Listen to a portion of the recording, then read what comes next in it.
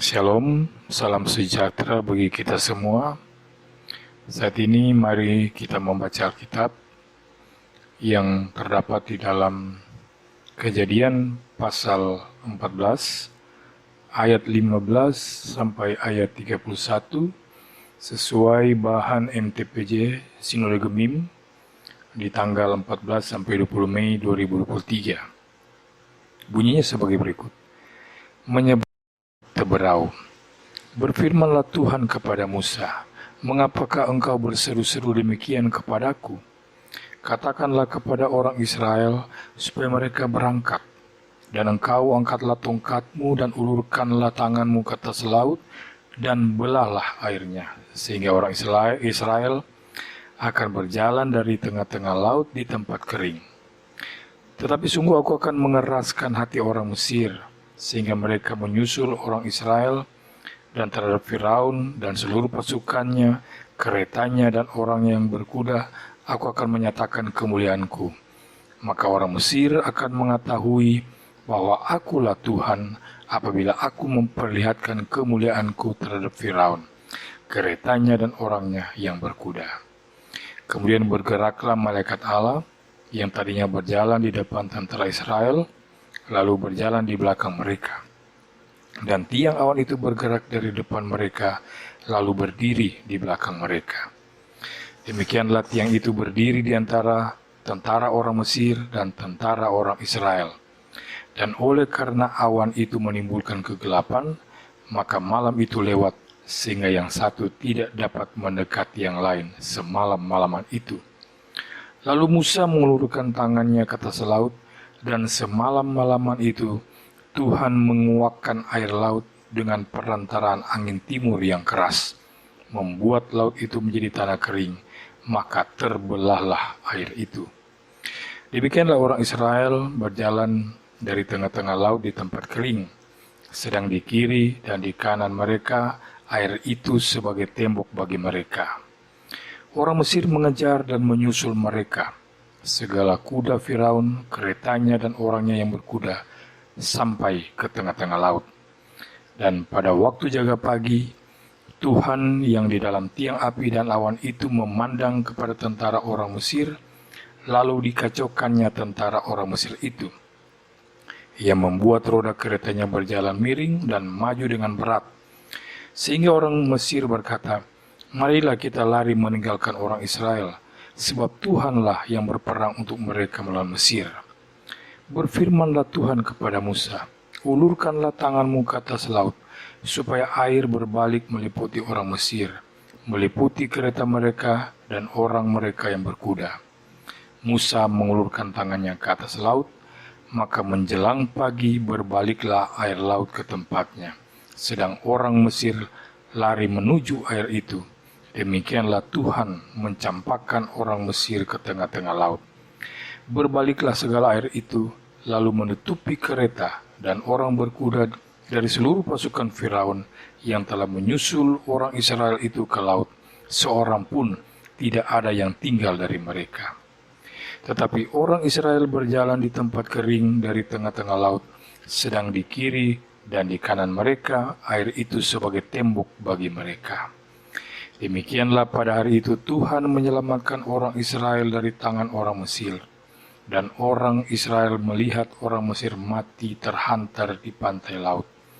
Ketika dilihat oleh orang Israel betapa besarnya perbuatan yang dilakukan Tuhan terhadap orang Mesir, maka takutlah bangsa itu kepada Tuhan, dan mereka percaya kepada Tuhan dan kepada Musa hambanya itu. Saudara-saudara yang Kristus kasihi, kita tahu bersama pada bagian-bagian sebelum pembacaan kita saat ini, atas pertolongan dan pembelaan Tuhan terhadap bangsa Israel, maka bangsa Israel dilepaskan dari perbudakan bangsa Mesir. Kita tahu juga bahwa bangsa Mesir merasakan tekanan dari Tuhan yang disaksikan sendiri oleh bangsa Israel, bahwa betapa besar kuasa Tuhan yang ditunjukkan melalui 10 tula yang diturunkan atas bangsa Mesir.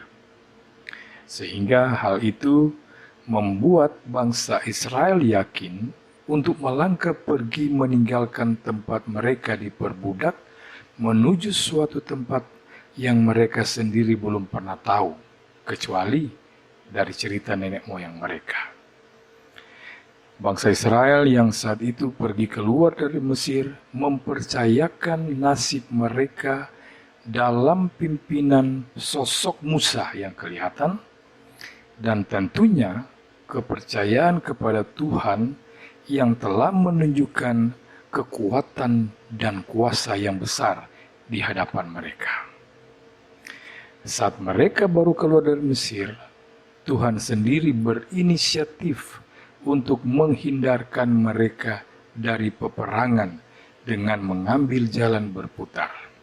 Ini kita bisa bandingkan dalam Keluaran pasal 13 ayat 17 sampai 18. Mungkin karena bangsa Israel sendiri belum siap berhadapan dengan pasukan terlatih dari bangsa-bangsa di sekitar tanah Kanaan. Maka jalur yang ditunjukkan Tuhan ini lebih jauh dari jalur yang biasa ditempuh. Ada yang menghitung jarak terdekat dari Mesir ke Kanaan bisa ditempuh setidaknya dalam 11 hari perjalanan. Nah, jika saat ini kita mencoba menggunakan Google Map, jalur yang mungkin dilalui yang ditunjukkan dan disarankan sekitar 700 km yang secara normal dapat ditempuh dalam waktu sekitar 6 bulan dengan perhitungan perjalanan rombongan sejauh 4 km per hari. Melihat jalur yang digambarkan oleh Alkitab, nampaknya Tuhan sengaja membuat mereka berputar, dibuat agar lebih jauh, walaupun jika ditempuh secara normal, mungkin menghabiskan waktu antara 1 sampai 2 tahun. Tetapi jalur yang Tuhan tunjukkan pada mereka, memang Tuhan maksudkan untuk mengajarkan dan membentuk iman serta kepribadian bangsa Israel yang selama ini sudah terbiasa menjadi hamba dari bangsa Mesir, supaya mereka belajar untuk menghamba dan bergantung hanya kepada Tuhan saja. Sehingga perjalanan yang mereka tempuh menjadi 40 tahun. Walaupun secara ajaib, Tuhan menuntun mereka dengan tiang api dan tiang awan. Tantangan atau mungkin ujian perjalanan mereka mulai Tuhan berikan ketika mereka dituntun untuk berhadapan dengan laut sebagai penghalang. Mereka tidak punya perahu, tidak mungkin membuatnya dalam waktu singkat, sementara Firaun beserta bangsa Mesir mulai mengejar mereka. Ini kita bisa lihat dalam ayat 8. Tekanan berat itu membuat orang-orang Israel mulai mengeluh, bukan saja karena takut, tetapi mental mereka sudah merasa nyaman menjadi budak bangsa Mesir, sehingga mereka menyesal telah keluar dari tanah Mesir. Musa yang oleh Tuhan diberi tugas menuntun bangsa Israel tampil untuk menenangkan, bahkan menegur ketakutan bangsa Israel, dan atas perintah Tuhan, Musa mengulurkan tongkatnya dan membelah laut yang menghalangi mereka, sehingga mereka dapat menyeberang dengan aman. Lebih dari itu, Tuhan kemudian memusnahkan musuh yang menekan mereka, sehingga masalah mereka dengan Mesir benar-benar terselesaikan. Mujizat yang sangat terkenal ini menjadi pelajaran pertama bagi bangsa Israel dalam perjalanan mereka menuju tanah yang dijanjikan selama 40 tahun ke depan. Dalam perjalanan melalui padang gurun, banyak hal yang Tuhan tunjukkan kepada mereka untuk menguatkan iman percaya mereka kepada Tuhan. Dan selama 40 tahun itu juga akan lahir generasi baru bangsa Israel yang bersih dari pengalaman perbudakan. Generasi ini yang nantinya akan masuk dan membangun bangsa Israel di tanah yang dijanjikan Tuhan. Sementara sebagian besar generasi yang tua, yang lahir dan dibesarkan dalam perbudakan, mati di dalam perjalanan selama 40 tahun itu.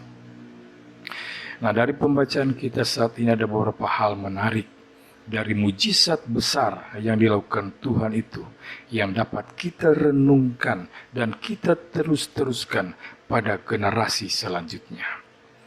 Yang pertama, bahwa Tuhan itu selalu ada.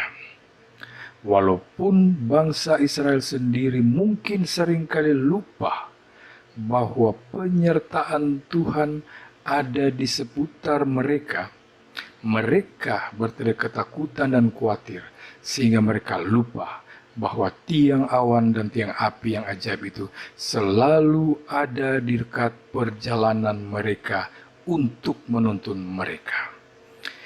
Kita perlu mengingatkan kepada generasi muda bahwa dalam keadaan apapun sebenarnya Tuhan itu selalu ada dan dekat dengan kehidupan kita.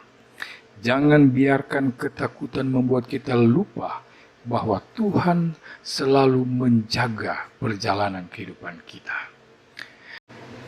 Yang kedua, bahwa Tuhan punya cara untuk menolong bangsa Israel keluar dari masalah mereka.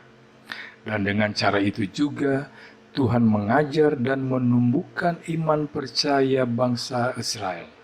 Maka demikian juga Tuhan punya cara untuk mengatasi setiap masalah yang kita hadapi.